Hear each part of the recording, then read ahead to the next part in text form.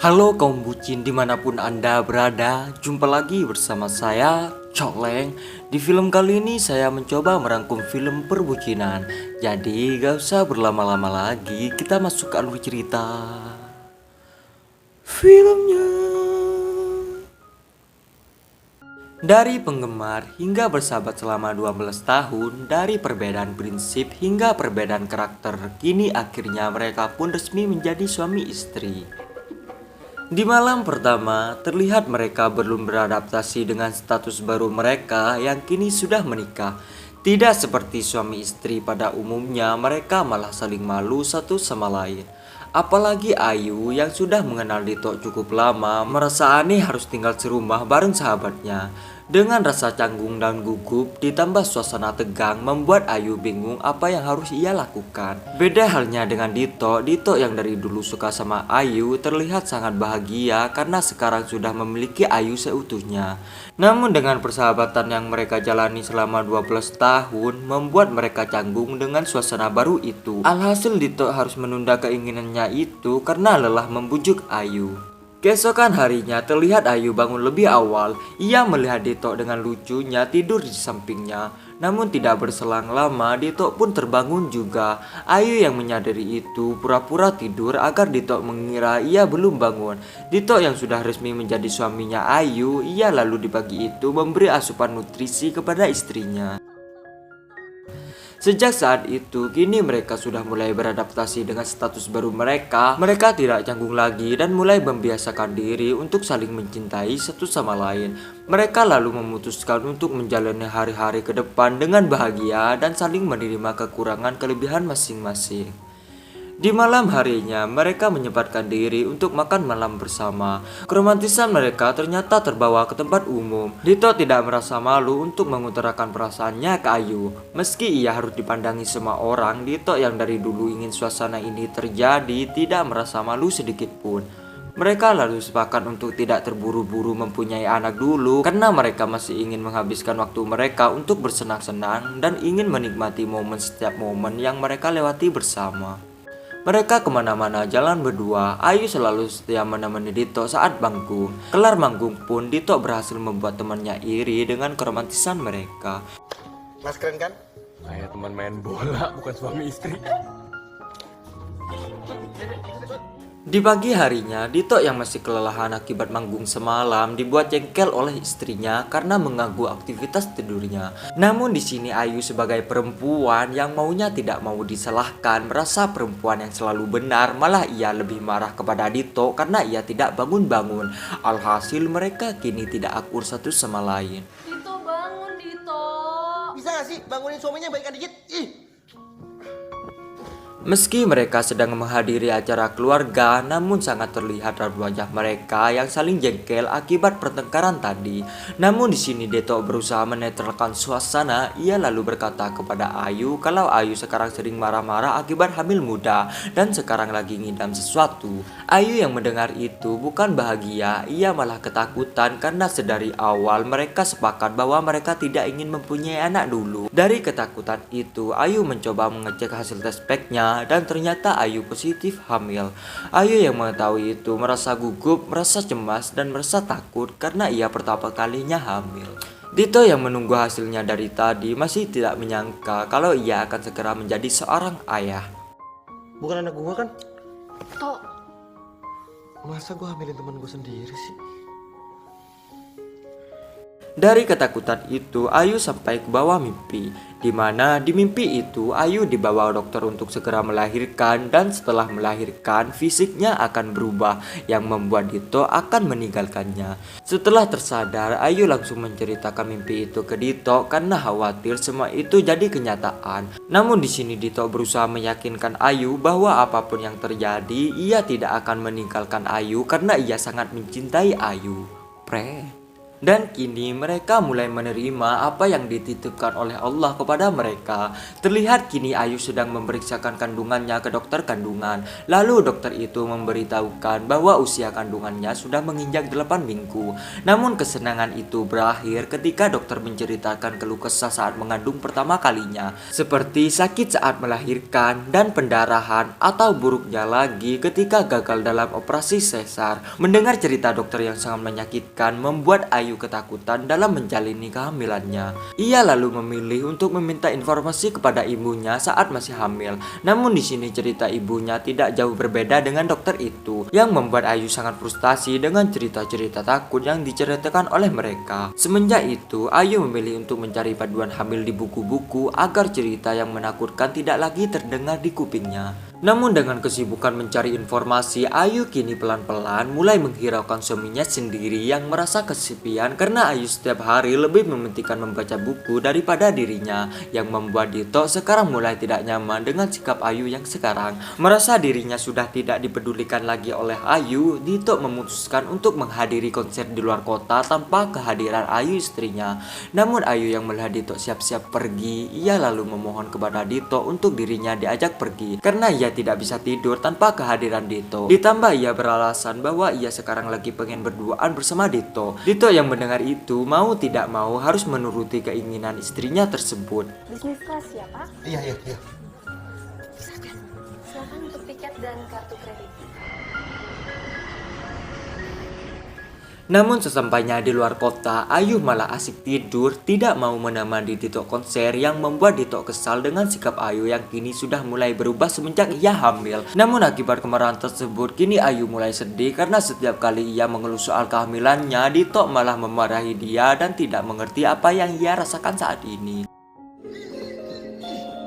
Kemarahan Dito ternyata terbawa ke atas panggung, yang membuat ia tidak konsentrasi dengan masalah yang ia alami saat ini. Namun setelah itu, Dito merasa bersalah kepada Ayu karena ia sudah tega memarahi istrinya sendiri, yang membuat ia menyesal dengan sikap dia yang sudah tega memarahi Ayu.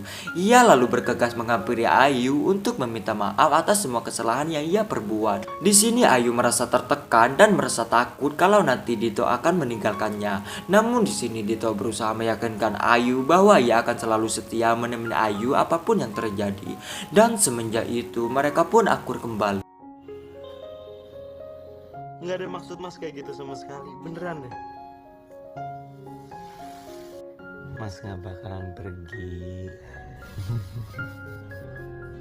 Namun di suatu hari terlihat Ayu lagi bersama teman akrabnya yang masih single. Di sana mereka membicarakan agenda liburan mereka, yang membuat Ayu iri kepada mereka karena ia ingin sekali liburan seperti temennya. Dari situ Ayu mulai tertekan dengan hal itu karena sedari awal menikah ia sudah merencanakan liburan dengan Dito, namun sampai sekarang agenda itu belum kesampaian.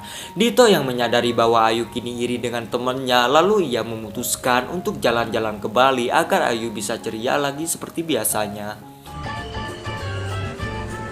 Dan akhirnya momen yang ditunggu-tunggu oleh Ayu pun kesampaian juga. Ia kini merasa bahwa ia sangat beruntung sudah memiliki Dito. Meski Dito sering membuat ia menangis, namun ia sangat baik dan perhatian kepada dirinya. Jika ini sama mas.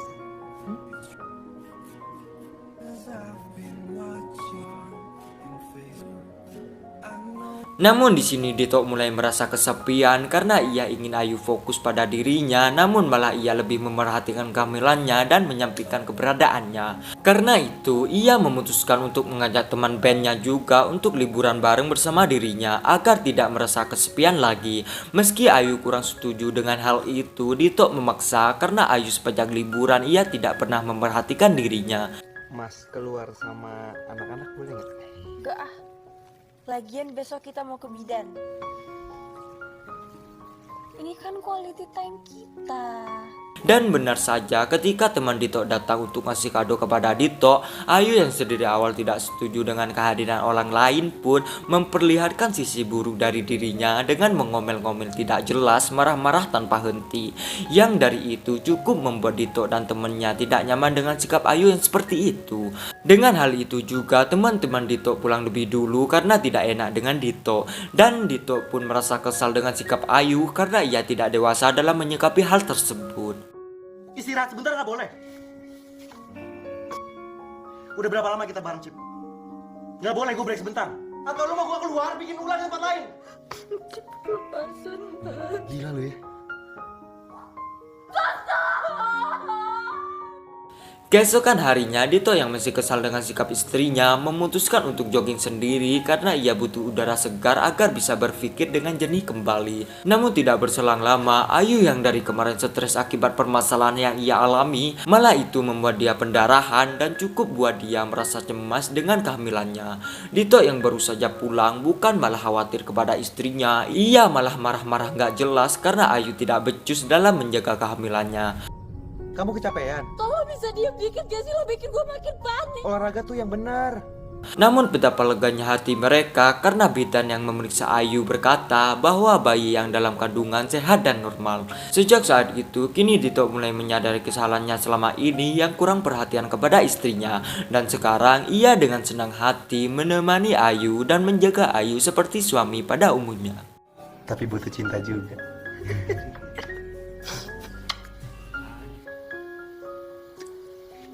Di sini sih boleh, Mas.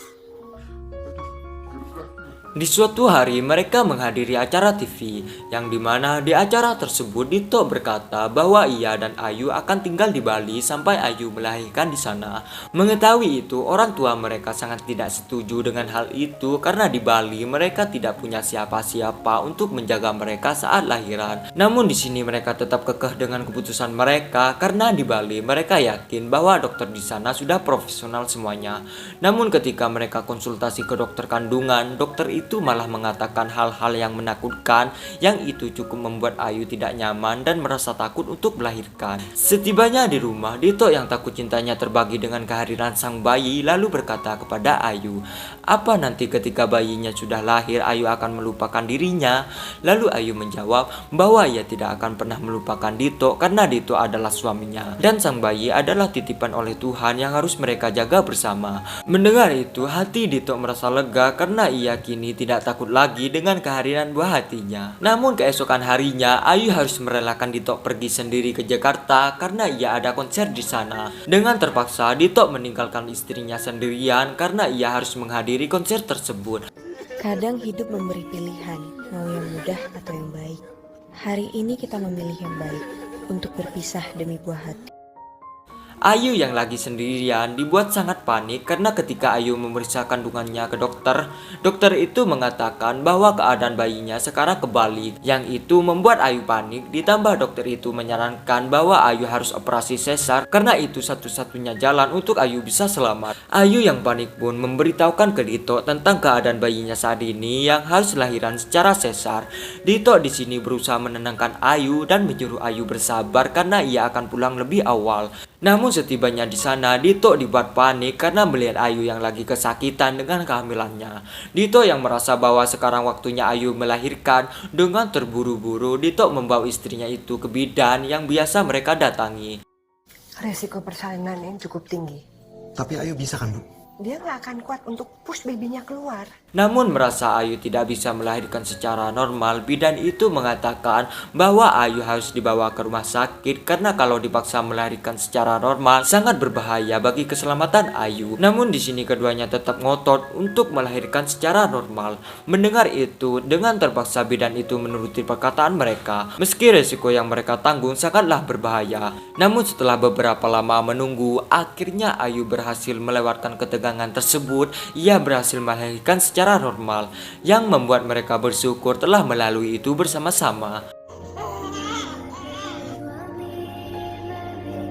Setelah melewatkan momen tegang itu, mereka kini pelan-pelan belajar menjadi seorang ayah dan ibu agar mereka bisa mengurus bayi mereka sendiri yang diberi nama Ari.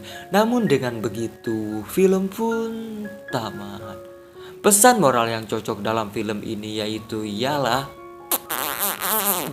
itu, saya Cokleng izin pamit. Assalamualaikum warahmatullahi wabarakatuh. Jangan lupa anganga. Hiya, hiya, hiya.